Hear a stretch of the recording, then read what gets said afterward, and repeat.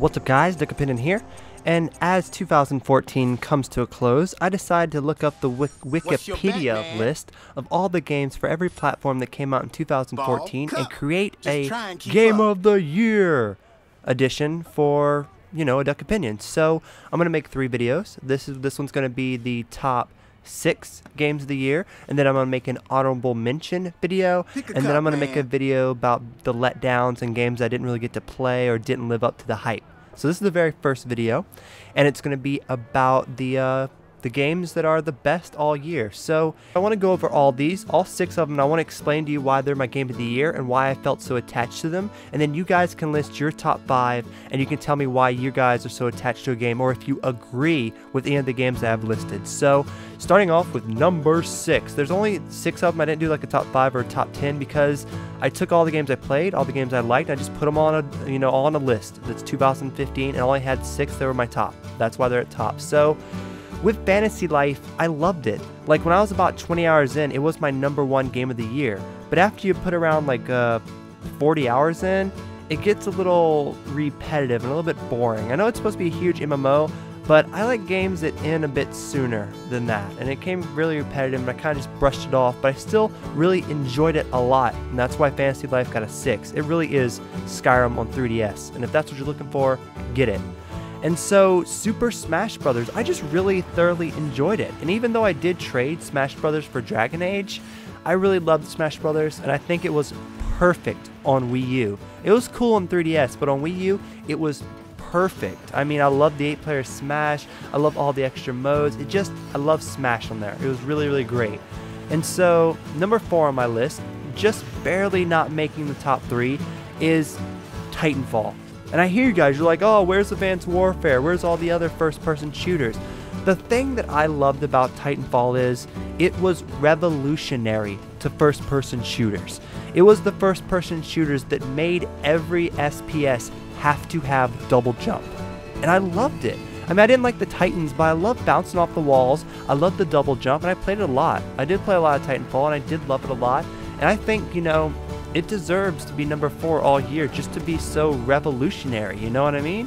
I think it was amazing, and I think Titanfall is a really awesome game. If you got an Xbox One, pick that shit up. So we're moving on to my top 3, and I'll tell you, it was really hard for me to pick a number 3. I was trying to juggle Dragon Age and Tomodachi Life, and I'll explain why Dragon Age got number 3 and why Tomodachi Life got number 2. Now, Dragon Age Inquisition is a great game. I fully recommend it to anyone that wants to play an RPG. The story was batshit crazy, the fighting is awesome, and the open world is massive and amazing, and I loved it. It was really great, although it did end a little bit sooner than I wanted to, but I think it was a perfect time. 60 hours, 70 hours, you beat it, it's pretty darn good. But the thing about it is, Dragon Age is all about making choices that impact the game. In this game, I could have picked any of the texts, I feel, and it would have been the same exact stuff. And that kind of let it down for me. I wanted to change the game completely and make me want to replay it, and this didn't. So it got the 3rd spot. And the reason Tomodachi Life got number 2 is because I got Tomodachi Life the day it came out on like a spare of the moment thing. I was like, I'll get it. Josh from the Big Block likes it, so I'll pick it up. Maybe it'll be awesome. And I really fell in love with that game. Like even today, if I turn on my 3DS, I will turn on Tomodachi Life. I mean, I put my daughter in that game. I put myself. I put my fiance. I put people I look up to, like Derek. Like I got George Clooney on there. I got Ursula. I got so many crazy characters in Tomodachi Life. It's just something that really was personal and really grew attached to me. Like I could wake up and see my daughter like grown up in a video game and see what she's thinking, and it's just so awesome. Tomodachi Life was such a great surprise, and a 3DS game is actually my number 2 game all year. Isn't that crazy? So let's move on to Diablo 3. So when Diablo 3 came out on PC, I didn't play it, but I heard it got really messed up. My computer couldn't run it, and then months and months later, after they patched everything, had DLC, and fixed everything, they released Diablo 3, the Ultimate Evil Edition, on PS4, and I ended up picking it up. And it was actually during kind of a rough patch in my life, and that was one of those games that I could just pick up and play and kind of forget about the world for a few hours and just focus on that. And I got to like max level 70. I beat the game. My girlfriend beat the game. We both absolutely loved Diablo 3, and it was just great. You know, it made it on this list because we both beat it. I went all the way to max level.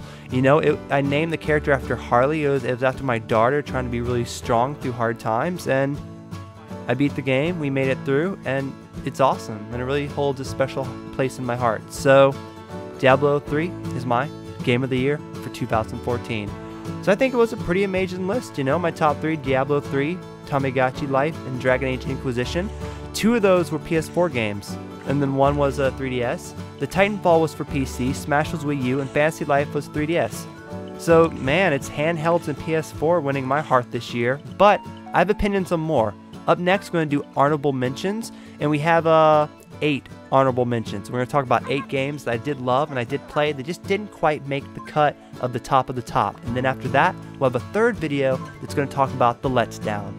And the Let's Down, they have 6. I have 6 Let's Down of the years, and we'll talk about that. And during the Let's Down, we're going to talk about games that didn't live up to expectations and games that also didn't play.